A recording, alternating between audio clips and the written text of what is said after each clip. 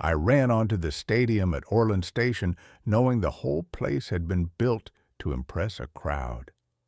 Around me, 40,000 seats curved in a massive arc around a broad running field made from smooth gray composite that almost shined under the lights.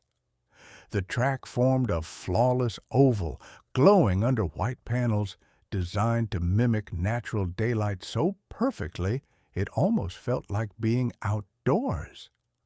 High above the field, observation drones floated silently in organized patterns, watching everything without a sound. Representatives from nearly every major athletic federation across the Orion Arm had shown up, filling the stands with expectation. Most of them weren't here for endurance or strategy. They had come to witness raw speed. Across the galaxy, speed had always been the most celebrated trait. The Orlothi ruled sprint racing without question, their long rear legs engineered by evolution for explosive acceleration.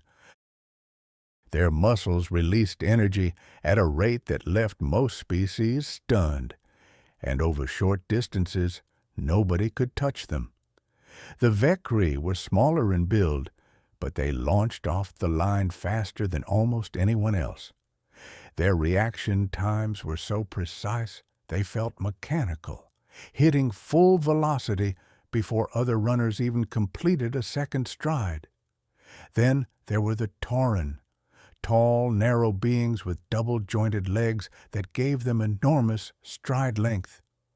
Over middle distances, they were devastating competitors. Humans, meanwhile, had none of those advantages, or at least that was the quiet consensus whispered across the observation decks. At the center of the track, a row of runners prepared for the exhibition race. There were 9 of us in total, 8 aliens and 1 human. I slowly stretched my legs, taking my time while wearing a plain gray running suit marked only by a small Tauren emblem on the chest. Compared to the advanced footwear some competitors used, my shoes looked almost basics. I rolled my shoulders once, then stared down the endless curve of the track ahead. 10 miles, 16 kilometers. The longest race Orlan Station had ever hosted. A commentator's voice echoed through the stadium speakers, explaining that the exhibition had originally been planned as a cultural comparison between species. Many of the fastest sprinters in the galaxy had agreed to compete, but my inclusion, a human endurance runner, had already stirred debate. Another announcer chimed in, pointing out that humans weren't known for sprinting. According to him, our acceleration was average and our top speed limited compared to several competing species. Nobody seemed quite sure how I would perform. Back in the staging area, several runners watched me openly. One Orlothi sprinter stepped closer, his long frame folding slightly as he leaned down. His name was Raylan Threx, champion of 3 major sprint leagues. "You understand this is a race," he said. I nodded casually. "Yeah, I figured." He tilted his narrow head, studying me. "You will fall behind immediately." "Probably," I admitted. He blinked, clearly surprised. "You admit this?" I braced one calf against the track wall and stretched. "Short distance? Yeah, you guys are fast." He kept staring at me. "Then why participate?" I straightened up and met his eyes. "Because it's 10 miles. A faint clicking sound escaped his throat vents. "You believe distance favors you?" I shrugged. "We'll see." Across the staging area, another runner laughed. Varek Soln, a Vekri competitor, tightened the pressure bands around his lower legs while watching me. "Humans run slowly," he announced. "Everyone knows this." Several athletes nearby nodded in agreement. Varek continued confidently, saying the first mile alone would eliminate me. I tied my left shoe and glanced up. "That so?" He tilted his head. "You disagree?" I stood upright. "No, I just don't worry about the first mile." A call echoed across the stadium, summoning us to the starting line. The 9 of us walked out together as the crowd gradually fell silent. Spectators leaned forward in anticipation, while drones repositioned overhead for a perfect view. The starting line had been widened to accommodate every species' stance. Some runners crouched low, ready to explode forward, while others stood upright. I stayed relaxed, breathing evenly. Roland Threx glanced at me again. "You do not prepare to launch." I shook out my arms. "Not really my style." The race official lifted a glowing signal. 10-mile exhibition race. Begin on green." A heavy silence settled across the stadium. The light flashed green. The Vekri runner exploded forward instantly. Varek Soln covered the first 10 meters before most of us even reacted, and the Orlotha sprinters surged after him with powerful strides. Their long limbs pumped with mechanical precision, feet striking the track in sharp rhythm as they quickly pulled far ahead. I started running too, just not fast, steady. Inside the commentator booth, one observer leaned toward the display and noted how low my acceleration appeared. The second commentator agreed, pointing out that I was already 10 seconds behind the leaders. The first lap disappeared quickly as the alien runners pushed speeds normally seen only in short sprints. The crowd roared at the incredible pace. A Talrin runner moved into the lead, his long stride carrying him smoothly around the curve like a machine in motion. Behind him, the Orlothi sprinters pressed harder. When I crossed the first lap line, I was already far back. Somewhere in the stands, a group of spectators laughed, convinced humans simply weren't built for racing. Another voice predicted I'd withdraw soon, but I kept going. My breathing stayed controlled, inhale, exhale, while my arms moved in a simple, efficient rhythm. No sudden bursts, no wasted effort, just forward motion. After 2 laps, the leaders were still accelerating. Varek glanced behind him and saw I was nearly half a lap back. He released a satisfied hiss, clearly pleased. Predictable, he probably thought. The race rolled on through the 3rd lap, then the 4th, then the 5th.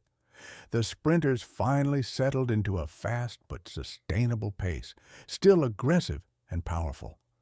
Stadium screens displayed live speeds, many faster than most endurance athletes could hold for even a mile. The commentators sounded impressed, calling the velocities extraordinary, though one reminded viewers how much distance remained. I kept the same pace, lap after lap, never changing. My stride was shorter than the Talrins, and my top speed nowhere near the Orlothi, but my movement stayed consistent. Breathing, step, breathing, step. At the 2-mile mark, the leaders began spreading apart. The Talrins slowed slightly while the Orlothi surged again, their burst acceleration still strong. The crowd roared louder as the race intensified. A little while later, I crossed the same marker, 2 miles down. My pace hadn't changed at all. Up in the medical observation booth, a group of analysts studied the incoming telemetry while watching the race unfold. One scientist tapped the display and pointed at the numbers scrolling across the screen. "The human's heart rate is stable," he noted. Another analyst frowned as he reviewed the data. "Energy output is surprisingly efficient." A third voice replied that this kind of efficiency was common among endurance-adapted species. Someone else agreed, but reminded them that this particular race was still supposed to favor speed above all else. Out on the track, we approached mile 3. The brutal opening pace was finally starting to take its toll. Varek's son felt the first signs of tightness creeping into his legs. Not sharp pain yet, just resistance building with every stride. His species dominated short races, 200 meters, 400, sometimes even 800. But longer distances made their muscles burn much faster. Even so, he pushed harder. The Talrin runner slowed again, and one of the Orlathi surged past him. The leaders were still far ahead of me. I crossed the 3-mile marker and briefly checked the display clock before focusing forward again. My breathing stayed calm and even, exactly where I wanted it. People in the stands began noticing something strange. The gap between me and the middle runners was getting smaller. Slowly, almost too slowly to notice at first, but it was definitely shrinking. One commentator leaned closer to his microphone. "The human's pace has not decreased." His partner confirmed it, adding that several competitors had already reduced speed. Up ahead, Varek felt heat spreading through his thighs.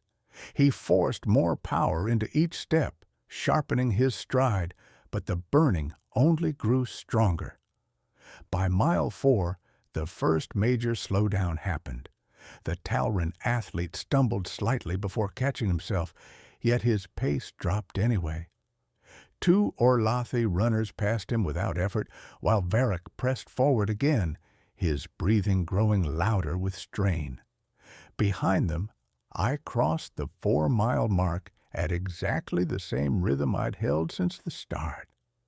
In the upper seating tiers, one alien spectator quietly remarked that I ran like the race had only just begun. Another dismissed the idea as impossible, but the telemetry data said otherwise. 5 miles, halfway. The leaders crossed the midpoint first, sweat covering their bodies now. Their stride still carried power, but the precision from earlier laps had faded. Varek glanced at the display board announcing 5 miles remaining, and suddenly that distance felt enormous. I reached the halfway mark nearly a minute later. As I passed a hydration station, I grabbed a quick swallow from a tube positioned along the track, just one sip, then settled right back into motion. Steady, quiet, consistent. Ahead of me, the gap kept closing. Slowly, mile by mile, the sprinters were losing speed while mine stayed unchanged. By mile 6, the race no longer resembled a sprint at all. The explosive energy from the opening laps had disappeared. The Orlathi still led, but their strides looked different now. Their legs moved quickly, yet the sharp rhythm from earlier had softened, each step carrying visible weight. Varek felt the burn spreading through his calves. His species trained for longer races than most sprinters, and he believed he could outlast many competitors. But his muscles were beginning to disagree. He glanced at the overhead display. 6 miles completed, 4 remaining. His breathing grew louder as fatigue crept in. Behind the leaders, the Talrin runner slowed even more. His long, double-jointed legs were efficient, but not built for sustained strain, and every step now looked heavier than the one before. The crowd had stopped laughing. The entire atmosphere in the stadium shifted. What began as a showcase of speed had turned into something else entirely, something people watched with growing curiosity, because clearly something unusual was happening. I crossed the 6-mile marker without changing pace. Inside the medical booth, one analyst leaned forward again. "He hasn't reduced his stride rate once." Another analyst pulled up comparison graphs.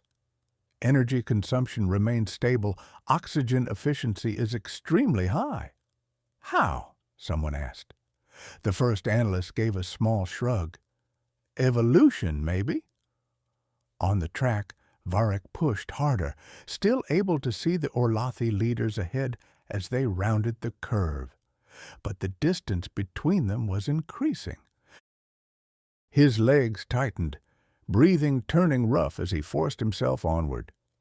The stadium clock marked mile 7. The leading Orlathi stumbled slightly. Not a dramatic fall, just a brief loss of balance, but everyone noticed. His pace dropped immediately. The second Orlathi passed him, though he looked strained as well. Their species excelled at explosive speed, not endurance over extreme distances.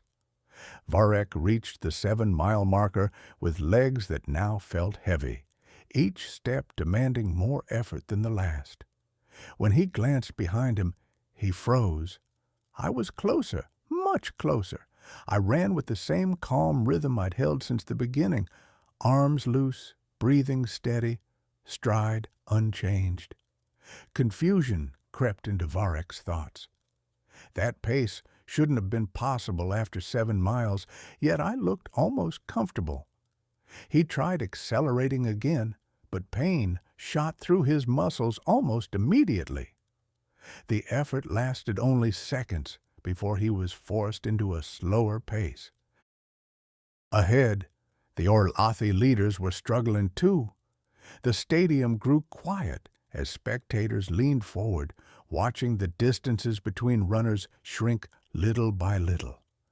I crossed mile 7 and passed the Talrin runner less than 30 seconds later. He had slowed nearly to a jog. I moved by without saying a word, and he stared after me, eyes widening as I continued forward. The gap kept closing.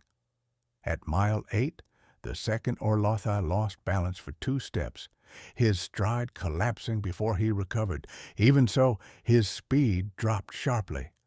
Varek passed him, though the effort nearly stopped him as well. His lungs burned, the muscles in his legs trembled, every instinct screaming for rest. Still, he forced himself forward. Then he heard footsteps behind him, soft, steady, and getting closer. He turned his head. I was almost beside him. I glanced his way briefly as he struggled to speak. "You should not still be moving," he said between breaths. "Still plenty left," I answered calmly. Varek stared at me in disbelief. "How?" I looked forward again and kept running. "Practice," I said as I moved slightly ahead of Varek, not with a sudden burst, just the same steady rhythm I'd held all race long. The Vekri runner tried to match my pace, but his legs wouldn't cooperate. Within a few seconds, I pulled in front of him. The stadium suddenly exploded with noise as spectators jumped to their feet. The commentators struggled to keep their composure. One announced that the human had passed yet another competitor, calling it remarkable, while the other pointed out that my speed hadn't changed since the very beginning. Behind me, Varek slowed even more as his muscles began to fail. Ahead, I focused on the final Orlathi leader, now less than 200 meters away. The alien runner, Aum, was fading fast. His stride had shortened noticeably, and his breathing looked violent and uncontrolled. He reached the 9-mile marker first. I crossed it about 20 seconds later. Only 1 mile left. The Orlathi tried to accelerate, relying on his species' trademark burst speed for one last push. For a brief moment, it worked. His pace increased slightly. Then his muscles locked up. The sudden effort backfired, and his stride broke into an uneven stagger. I closed the gap step by step while the crowd watched in total silence. On the next straightaway, I moved past him. No celebration, no gesture, just steady running. He tried to respond, but his legs gave out beneath him. I kept going. 1 mile remained. My breathing grew deeper now, but it stayed controlled. The stadium clock ticked loudly overhead as spectators leaned over railings, watching something none of them had expected. At the start of the race, I'd been dismissed as irrelevant, too slow, too ordinary, too limited to matter. But humanity had never been shaped for pure speed. We were built for endurance. I entered the final lap with tired legs and aching calves, but the pain felt familiar. Humans had been running through discomfort for thousands of years, across open plains, through forests, over deserts. Step after step, mile after mile, never fast enough to outrun most predators, but capable of something else entirely. We didn't stop. The final straight came into view, the finish line glowing under bright white lights. I locked my focus on it. There was no sprint, no sudden acceleration, just the same pace I'd maintained since mile 1. Behind me, the remaining runners struggled toward their final lap, but the outcome was already clear. I crossed the finish line. 10 miles done. I slowed gradually, resting my hands on my hips while catching my breath, heavy but controlled. For several seconds, the entire stadium stayed silent. Then the crowd rose together. The applause spread across the massive structure, not wild cheering, but something quieter. Respect. About a minute later, Varrickson crossed the finish line, nearly collapsing as he did. Medical staff rushed toward him, but he waved them off, searching the track instead. I stood near the barrier drinking water when he slowly walked over, legs still trembling. "You ran the entire distance at the same speed," he said. I nodded once. "More or less." He studied me carefully. "Our species were engineered for speed." I shrugged. "Yeah." He glanced back at the track. "Yet you defeated all of us." I wiped sweat from my face. "You guys are fast." He waited for more, so I added quietly, "But fast doesn't help if the race keeps going." Varick looked down at the track surface, thinking. For the first time since arriving at the station, he seemed to truly consider humanity. A civilization without genetic enhancements, without specialized limbs or extreme biological advantages, average by most physical measurements, yet capable of something the galaxy rarely valued: persistence. He looked back up at me. "You never slowed." I shook my head. "Plan was simple." "What plan?" "Keep moving." Varick exhaled slowly, understanding settling in. Across the stadium, officials finalized the results, and the display board updated. First place, human, Adrian Vale. The crowd kept watching me standing quietly beside the track. There was no victory speech, no dramatic celebration. I finished my water bottle and started walking slowly along the field to cool down. Just another run for me. But for the galaxy, it was something entirely unexpected. Humans weren't built to outrun everything else. We were built to keep going long after everything else stopped.